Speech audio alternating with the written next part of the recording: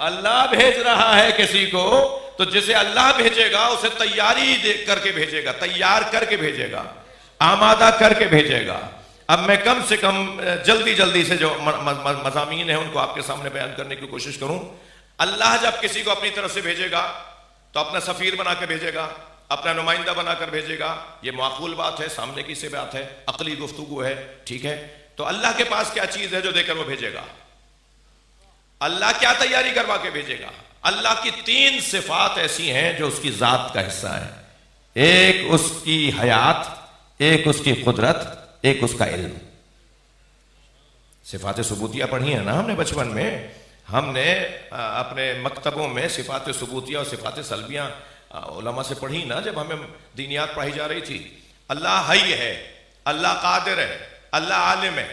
اس کا حی ہونا اور اس کا ہونا 2 چیزیں نہیں ہیں، وہی حی ہے اور حی وہی ہے، یعنی حیات اس کی ذات ہے، اس کی یہ صفت اس کی ذات سے علیحدہ نہیں ہے۔ ہماری حیات ہماری ذات سے علیحدہ ہے، ہماری قدرت ہماری ذات سے علیحدہ ہے، ہمارا علم ہماری ذات سے علیحدہ ہے، مگر اللہ کا علم اس کی ذات سے علیحدہ نہیں ہے، اللہ کی قدرت اس کی ذات سے علیحدہ نہیں ہے، اللہ کی حیات اس کی ذات سے علیحدہ نہیں ہے۔ اب اللہ جسے بنا کر بھیج رہا ہے نا، تو پھر اس سے اللہ کی حیات بھی ظاہر ہوگی۔ کیا الحجت قبل الخلق و بعد الخلق و مع الخلق، حجت خدا ہوتا ہی وہ ہے جو مخلوق سے پہلے ہو، مخلوق کے بعد رہے۔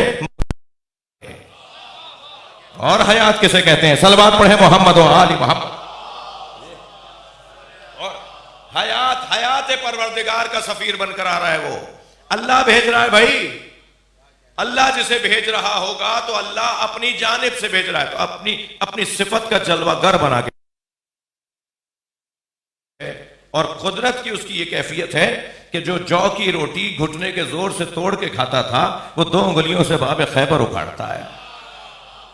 اور جب باب خیبر اکھڑتا ہوا لوگوں نے دیکھا، اور یہ بھی دیکھا کہ علی کا تو بدن ہی منحنی سا بدن ہے جی، بہت ہی، یہ لگتا ہی نہیں ہے کہ کوئی پہلوان والی کیفیت ہو، قد دراز ہو، کبھی ہیکل بھی نہیں تھے مولا علی، دراز قد بھی نہیں تھے مولا علی، اور پھر اس انداز کی زندگی بھی تھی مولا کی، نحیف و ناتوان سے تو گھوڑے پہ بیٹھتے تھے آپ، جسے دوڑنا ہی نہیں آتا تھا۔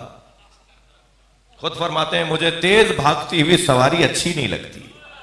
صلوات پڑھیں ذا محمد و آل محمد۔ اب وہ علی اپنی 2 انگلیوں سے باب خیبر اکھاڑ رہے ہیں جی، انہیں نہیں سمجھ میں آئے گی یہ بات، جو نہیں جانتے کہ یہ لوگ کہاں سے آئے ہیں، انہیں نہیں سمجھ میں آئے گی بات انہی کے لیے ہو رہی ہے جو جانتے ہیں کہ یہ کہیں سے آئے ہیں۔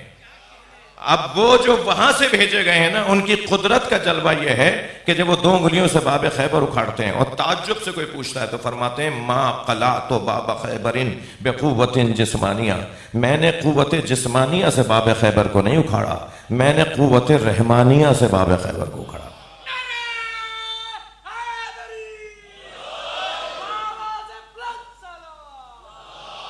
اللہم صل علی